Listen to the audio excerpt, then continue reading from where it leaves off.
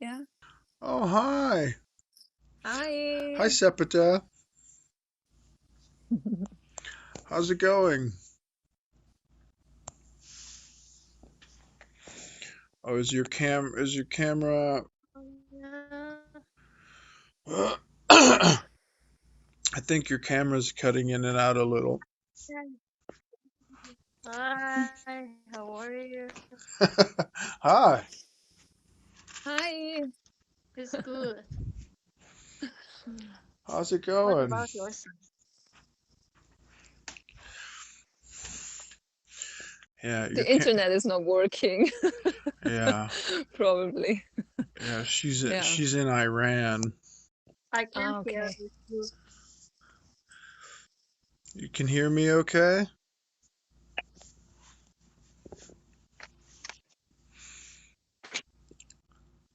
Well, if it doesn't work, you can hang up and call back if you like, or just hang out. It's up to you.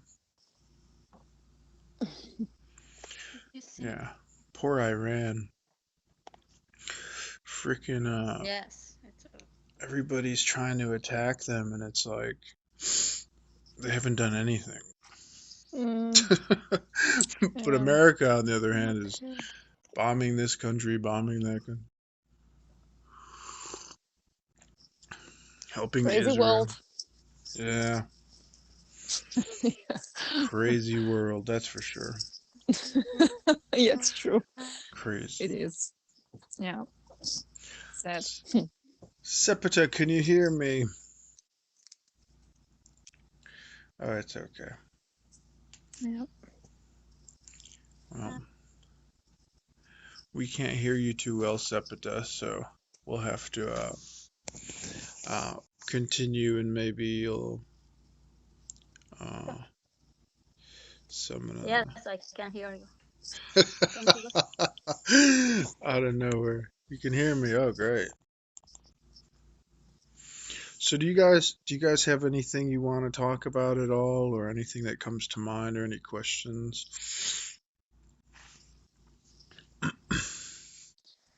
Um, well, just a second. No Fixing problema. my phone. Fixing my phone would be a good beginning. Okay. No problemo.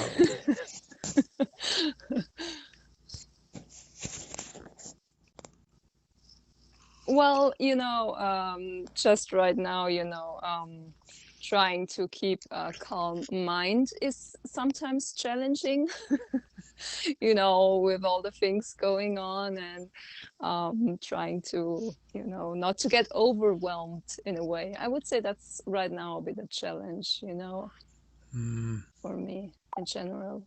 Yeah. Yeah. With all, Uh, yay. hello, Sepita. That's a little better. It's a little better, your camera. That's good. Okay. Yeah, it can it can seem it can seem really difficult to keep a calm mind, but it's only the appearance of uh of difficulty, really. I always look at the Buddha's Four Noble Truths, and I was telling my friend the other day, it's like maybe it was you. Um,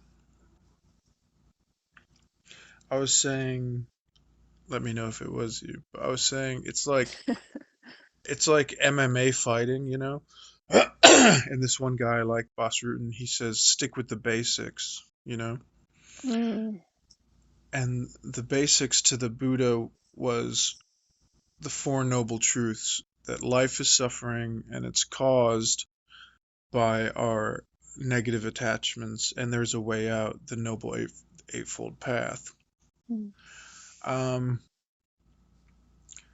so if we're trying to remain calm in our minds, it's always we're always wanting something that we don't have in the moment, or wanting things to be a certain way mm, that they're not in the moment.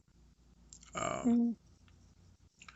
And people will always ask, like, how do I let go of negative attachments? It's like you just let go, you know. It's like if you're holding on to a hot coal, it's burning your hand. You don't need to know how to let go of a hot coal, you know. You just understand that it's painful. Mm. If you keep, Yeah, yeah, yeah, yeah. if you I keep holding understand. on to it, Yeah. it'll burn you. And Well, but like with the mind, it's not always that obvious. You know, like a yeah, coal. over time it could be more obvious. With practice, probably. Yeah, because you're checking in moment by moment, but not crazy. You know, if you feel good, there's no reason to be checking in all the time. But we're getting in the habit of once in a while checking in with ourselves. And see, that's why Mm. it's good to make it like a lifestyle meditation practice or a sati practice rather, because sati means to remember to look. Mm. So we get in the habit of remembering in a balanced way, like I said, not crazy, maybe 6, 7, 8, 9 times a day. And if Mhm. you're checking in with yourself, you're like, how am I feeling? How's my body feeling? How's my thoughts, feelings, emotion? Oh, good. Yeah, no problem. Nothing to fix, right? Mhm. But when you're checking in throughout the day in a balanced way and you say, this thing is bothering me. This thing's Mhm. causing me pain. This thing I This thing's causing me anxiety. Anybody can recognize that, but we're not in the habit of checking in with ourselves at all in this society, really. But when Mhm. we start that very simple practice that anybody can do, it's not so much that it's hard, it's that you didn't see it before. And now Mhm. you're shining a spotlight on it, and you're like, oh, yeah. It's like if you're wearing crappy shoes and there's getting all kinds of sand and rocks in your shoes, after a couple of years, you're not going to notice unless it's a big giant piece of glass, because you're going to always have uh, stones in your shoes, so you always be used to it. You're used to it. Yeah. Right. And we're all Mm. used to just feeling like shit most of the time, or a lot of the time. And it varies. Some years, some weeks, some days are better than others, but it's always up and down, up and down, up and down. And it doesn't Yeah. have to we don't have to be attached to those emotions and make it a part of us. Things will happen in life. Anger, hatred, delusion, anxiety, doubt, fear, they will arise in your mind. There's nothing you'll ever be able to do to get rid of them completely. But with the simple practice of checking in, remembering to check in throughout your day, you'll be surprised how it can go from, let's say, an average person is 50-50, right? Some days they're Mhm. happy, some days they're sad. And with just a simple taking with earnest practice, with giving it the right effort, the right attitude, in a matter of minutes, you could go up to 75% happiness level, whereas most people are 50-50. Sometimes they're happy. With just a few Mhm. minutes of sincere practice, the habit is already building. And then you do it Mhm. 2 days, 3 days, 4 days. And why are we doing this? We're doing it for a reason. We're doing it because we're not completely satisfied with the way things are in our life.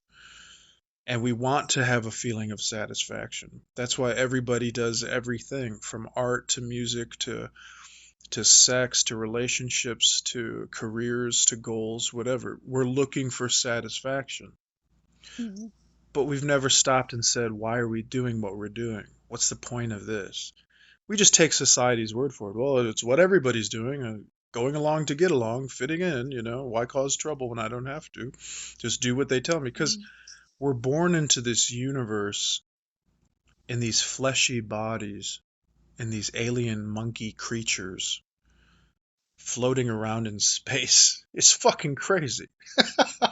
It's fucking crazy if you think about it. Like, what the fuck are we? And it causes fear, anxiety, especially as children learning about death, learning about this.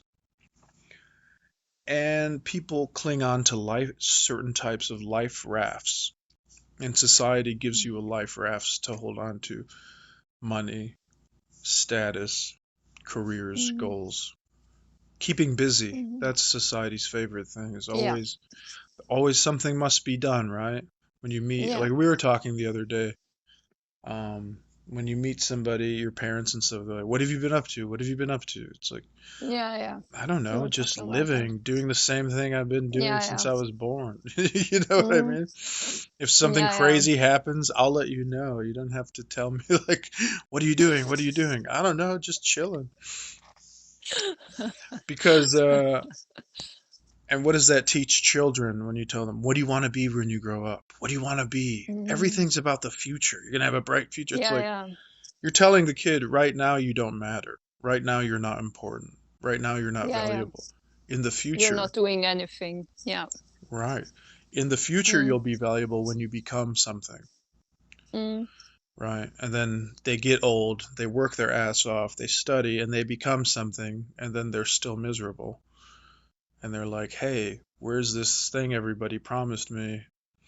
And it varies, some people can go through life and they're very pleasant and they've never heard of the Dhamma, they've never heard of Christianity, they just live their life, and that's fine. Nothing wrong with that. And mm. that's wonderful actually. Yeah, it is. Mm, But sometimes it seems more pleasant than it is on the outside. Sometimes people appear happy, but with that happiness, with that supposed happiness comes a price of we don't know these people. They may have hurt people in their life, and they might have bad habits as far as causing dukkha, suffering, dissatisfaction for themselves and others. But on the outside, it seems like, well, I went to work, but we'll never know. And it's not important what really is going on in other people's mm. uh, Yeah. We have hearts. to think of ourselves, right? We have to work on Yeah, ourselves. that's the name of the game. And Mm, ironically, it's like selflessness is working on mm. ourselves, realizing that everything is anicca dukkha, not impermanence, suffering, and empty of a self, empty of a soul, an ego, something that a permanent self that will carry on. Um, because if these things brought satisfaction and not just temporary sense pleasures, wouldn't Mhm. we all have been happy by the time we were, let's say, 5 or 6?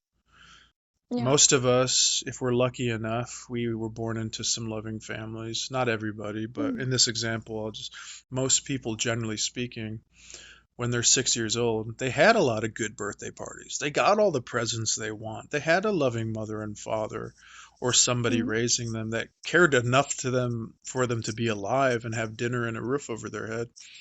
If these things were enough, we would be happy by the time we were 6 because we got everything we need, had all the toys we could ever Yeah. want, had all the food we could ever eat, had all the houses, or had the care that we needed. But why do we chase year after year? Oh, I need more. I need more. And it's telling you something that And it's not already a. as a child, we are questioning that, right? Already as a Mm-hmm. child, we're starting to like question, like, what is, I want to be happy, I want to be more happy. Yeah. And you start to explore already. We like feel in a way something is wrong, about this Right. illusionary world, our surrounding created for us, in a way. Yeah. Those are like the beginning stages of cultivating Mm, wisdom. Sometimes even as children we'll look at the toy we got and said, huh, it's funny. I thought that yeah. would make me the most happy, but 2 weeks have passed and now it's covered in dust. I don't even care about that. Actually, I don't even Yes. like it anymore. It pisses me off. And then I Yes. remember feeling that as a child, like, wow, is that going to happen with everything? No, that's not going to happen with everything. Surely there's Yeah. music. I got my first guitar. Oh, I love it. It's artwork. Now, even as is almost going to be 40, I look at even artwork and music that I make, and Mhm. I don't really have the spark in me for art or music that I used to, not because I don't love it, but because so much percentage of me creating it was for attention from other people, validation from Uh-huh. other people, Mm-hmm. you Mm-hmm. know. Um, Yeah, yeah. That's with most of the music, and also mm, most of the music nowadays is just out there to, it's not really, I recognize, like, when you go deeper and you start with spirituality, exploring yourself, there is not much music out there who really satisfies you within. mm-hmm, On the outside, you are like, okay, it's nice, right? mm-hmm, It's good, but it passes really quick. And music that really sticks to you, and you're like, it's uplifting and gives you more than just this pleasure for the moment, is yeah, really rare nowadays, actually, it because is most of the rare. people make music only for themselves, Mm-hmm, so, or art in general. But it's not for ourselves. It's for the collective. It's for everyone. I yeah. think, yeah, in a Th- way. there was a song I listened to the other day from I forget her name. Oh, Sierra Farrell, this new country singer who's just Hmm. absolutely talented. So Okay. I'll send you both if you want. I'll send you a link to Hmm. her music on YouTube. It's a wonderful song. Hmm. But this song particularly, it was written by somebody else, but she performed it, and it was just the most perfect performance, and she nailed it. And it's one of the songs I've listened to that brought me to tears, brought me to a feeling of passion and love in my heart. I Hmm. must have, when I first heard the song, I must have listened to it like 100 times. I'm not joking. Hmm. Like I was obsessed. Yeah. Hmm. And it doesn't get much better than that, right? No. But Hmm. now I listen to it and I like it, right? But it's like, but Yeah. now what? You know what I mean? Like I've Yeah, but reached. I think but that's okay, After a while, you got already so much from that song, so it Mm, doesn't mean that it's less worth now or something. It's just that it gave you right. that wonderful moment, and it's still part of you. It's not like it's gone, Mm, and now you can explore new ways, new paths, new yeah. things, It maybe. is lovely, Hmm. but I think the point of what I'm trying to say is like the fact that it Hmm. is gone. Hmm. Sure, on some Hmm. level you're correct. On some level it'll always be a part of me and all these things. And sure, Hmm. definitely. But on a deeper level, on a Nietzsche Dukkha Anatta level, you can hear the best song. It can fill your soul with beautiful love and passion. But it is interesting to be self-aware and to think about and reflect on, well, it is gone. Those feelings are gone. Now, maybe not completely, Yeah. whatever. Hmm. We can write a book on the levels of how it's gone or not gone all day long, but for the most part, the song is gone, the beautiful moment is gone. It was beautiful while it lasted.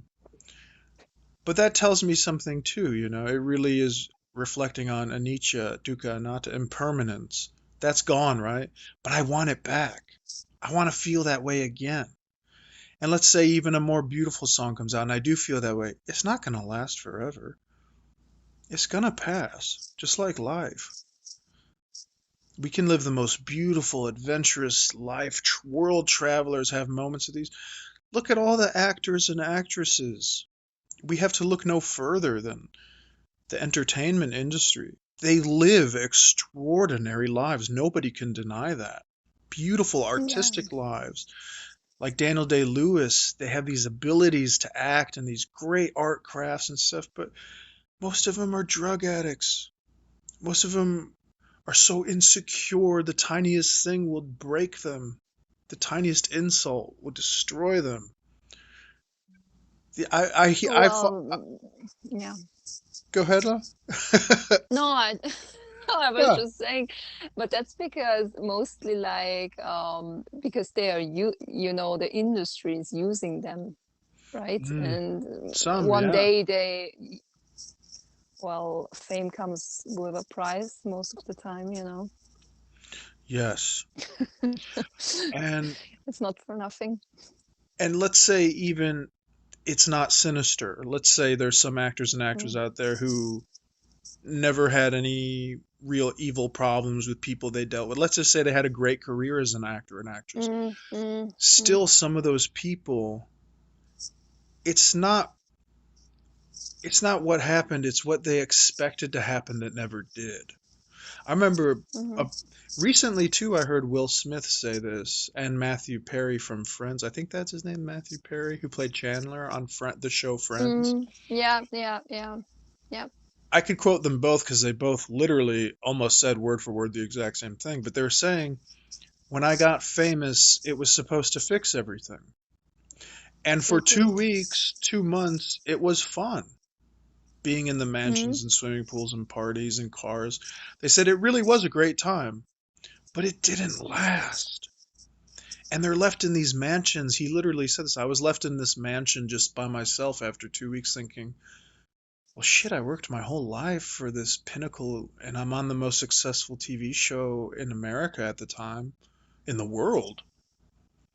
And I'm sitting here feeling depressed and lonely and not fulfilled and empty and not in a good way. Isn't that interesting? And Will Smith said the same thing. He's like, I have the most beautiful, talented children. I have this wife. Even with his wife, he has lovers on the side. He has all these things. He has cars. And still this sense inside of him of, fuck, like, I'm miserable.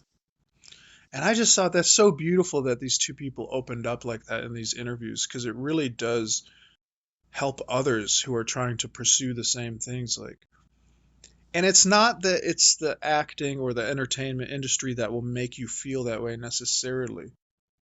no, it's It's with everything. Doesn't matter with what you're everything. doing. With everything. Most of the time people who say like, I want this job like so bad, to get this Yeah. position in my career. I want this so bad, and then they're like, oh my God, my life is just, falling apart now. I have even more work, less time for myself, less time for my family, like less time. And it's Mm, getting even worse. And it's going down. You know, that's why I think it's so important to do something that you love. Really love. I think in the end that is all that matters.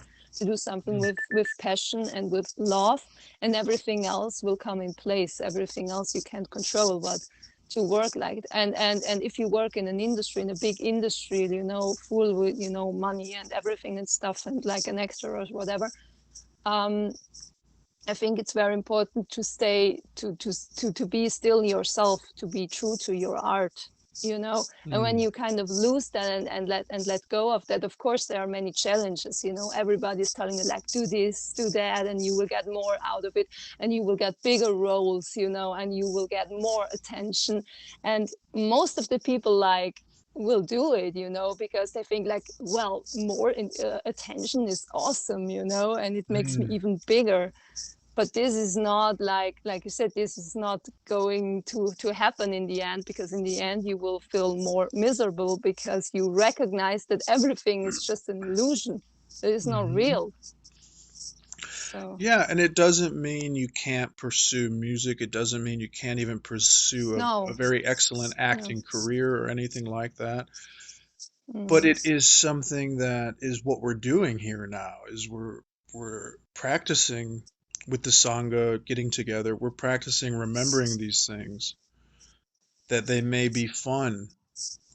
Uh, mm, all these goals and things are great. And all these wonderful things and experiences in life are great, and these desires. But ultimately, in a way, we have to let them go. Um, doesn't mean we can't play with them. It's like Noah Levine had a great example. He said it's like if you have an apple in your hand and you're crushing the apple and the juice is squeezing and people are trying to take it and you can't let go.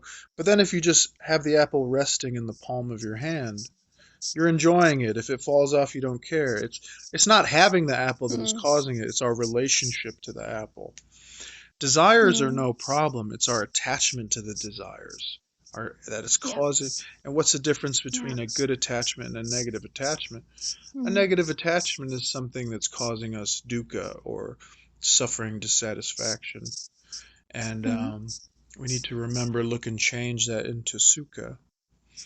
And I was practicing this when I was walking the other day, and I was like thinking of something that maybe was bothering me. And I said, I just gotta let it go. And I just remembered like the basics I was talking about earlier, like the Four Noble Truths. I'm like, and I was even telling myself, like, all desire in this moment, all desire, let it go. All desire, who cares? And it's a really, really interesting thing when you ask yourself the question, what if I didn't want anything? Mm, Anything at all mm, in this moment? What if I didn't want anything? And you mm, ask yourself that question and you see the response in your body, feelings, thoughts, emotions. It's a very interesting, good practice I recommend. Asking yourself, mhm. what if I didn't want anything right now? Is this satisfaction? Is it satisfaction? You know? Yeah, I think it is. I think it is. Well, it gives you Nice. freedom.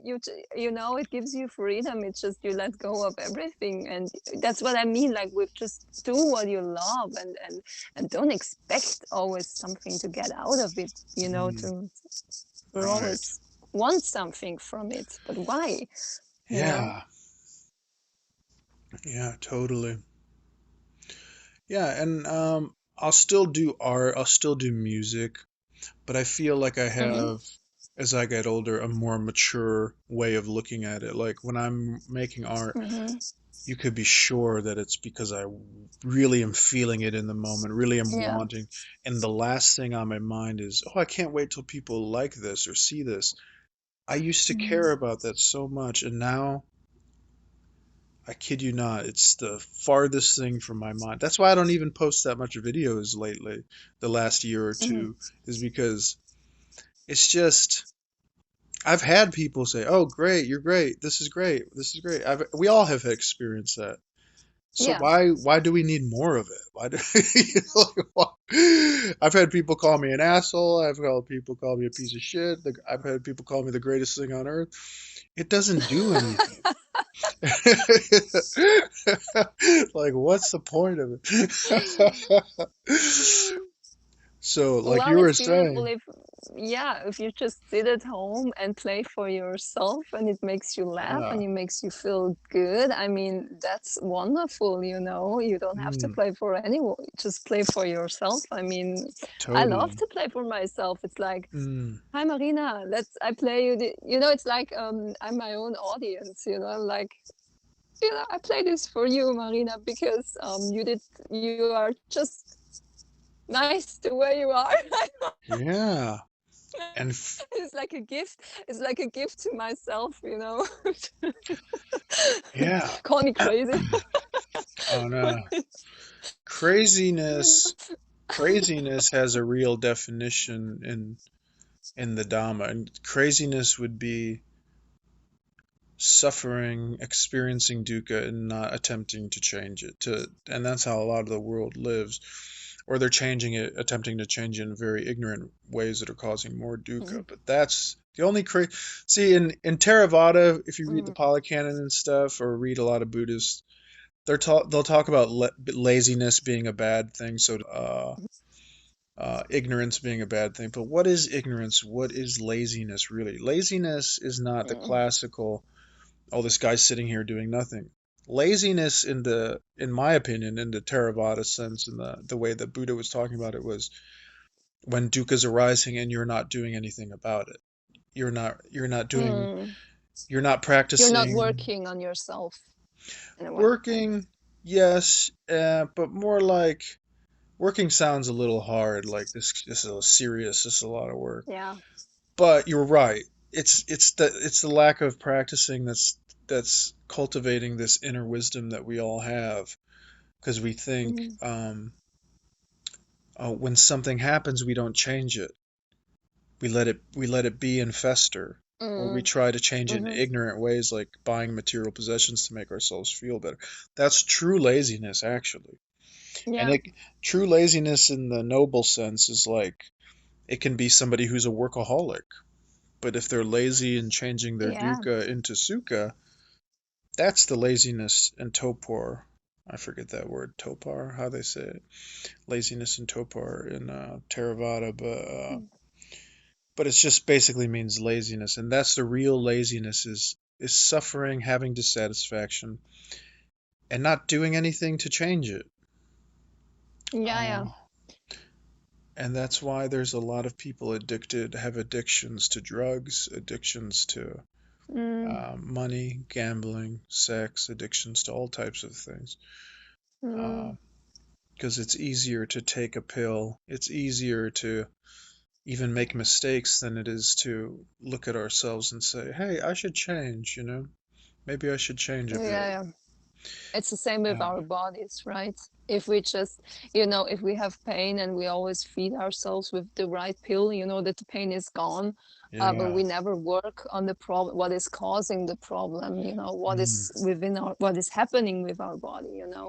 Yeah. We have to, yeah, like we've talked about before, we have to remember to look Hmm. and feel like, oh, there's a thorn in my shoe, there's a rock in my Yeah. shoe. And we take it out and say, oh, now that we don't have the rock, we feel so much Hmm. better. But before we thought we Mm. felt normal. But really, we see Hmm. now that the rock is gone, like, oh, wait, this is much Yeah. better. This is Yeah. great. And it doesn't take, sure, it requires, some may call it work and this and that, but really taking off your shoe and letting the rock go is just something enjoyable if you have a rock in your shoe. It's no work at all, really. And that's how the Dhamma is too. Yeah, it requires some actions and some effort, but it's nothing that is the Western mindset work related or hard by any means or difficult, you know. Oh. Yeah, yeah. But in the Western kind of West kind of thinking, Excuse me. everything has to be hard. Sorry. Yeah. Yeah. Sepida, were you saying something?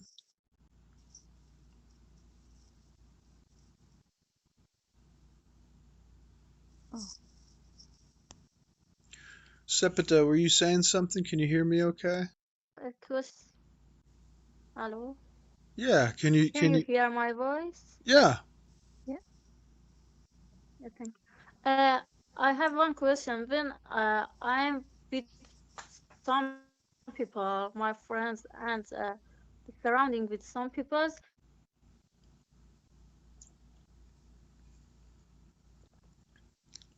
I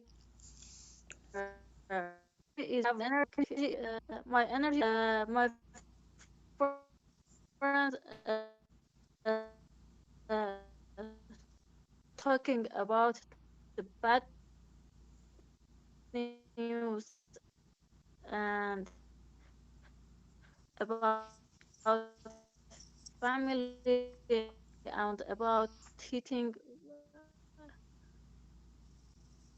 with family and something like that. And my energy is lost. Is it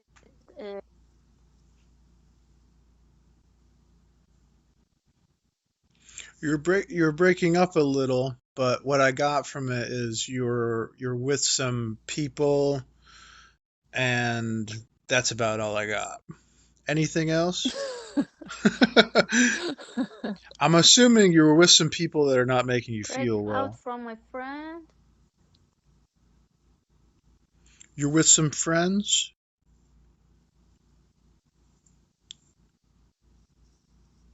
Yeah. Can you repeat what you were saying? Excuse me, your voice is delayed.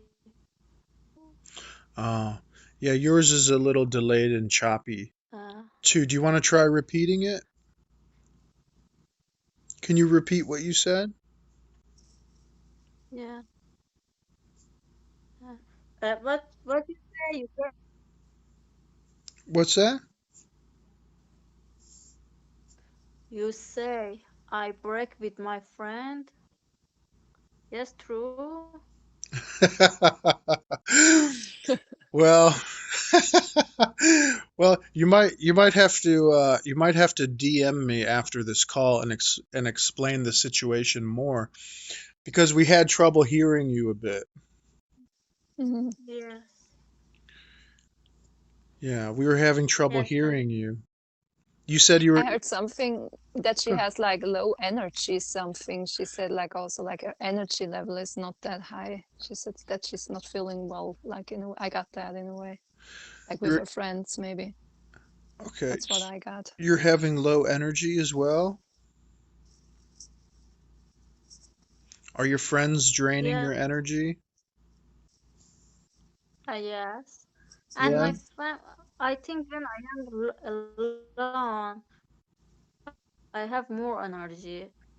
You have But more when energy. I am with my When she's friend and alone. my family and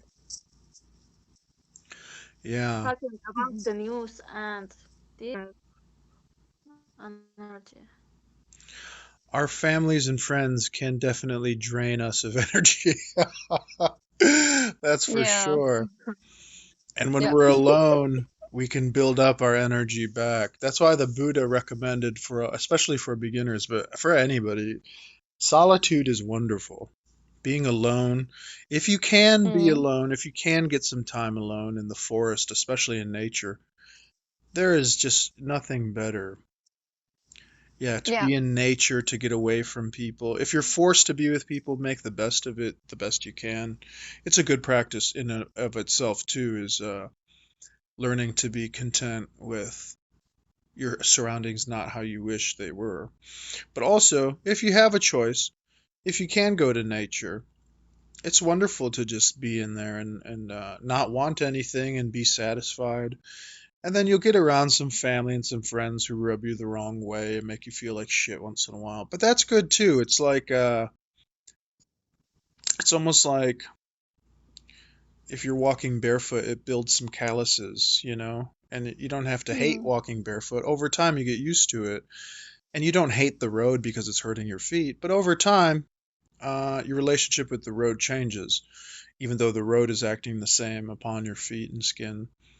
You build momentum, you build strength from from both situations. So if you can be alone, if you can be isolated, that's a wonderful practice. That's a good thing to do. But also, um, just being just being with people, being in the traffic, being alone, being in nature. At the end of the day, it's all the same. You know, we have to be content wherever we are. UG Krishnamurti used to say, if this stuff doesn't work in traffic, what's the point of doing this? You know, because life is not always we're in a peaceful surrounding with rivers and music and all this stuff. So it's a good practice no matter what's happening. And that's the great thing. It's like we don't always, you're not always going to feel wonderful. And when we get used to that, when we accept that, when we come to terms with it, have peace with that, in a way, we can be peaceful anywhere, with anything, with any feeling, thought, and emotion. Whereas before we were practicing, anger might set us off and we explode. But after a while of practicing, not very much practice at all, but over time it gets even easier and easier. Anger might be there. You might even explode a little bit, but it's not 1/10 of what it used to be. And that's where we want to get. People think enlightenment is, oh, I'm never going to get angry. I'm never going to even explode. To me, that's a fairy tale. That doesn't exist. You're human. You will have anger. You will make mistakes because we're human. Realizing that is the real arahant, is the real enlightened being. Is can you be okay with being a human? Is can you be okay with good enough and not perfect? Yeah. Can we be okay with not getting it right? That's what my teacher always says. My teacher said the most wonderful thing, Dhammarato.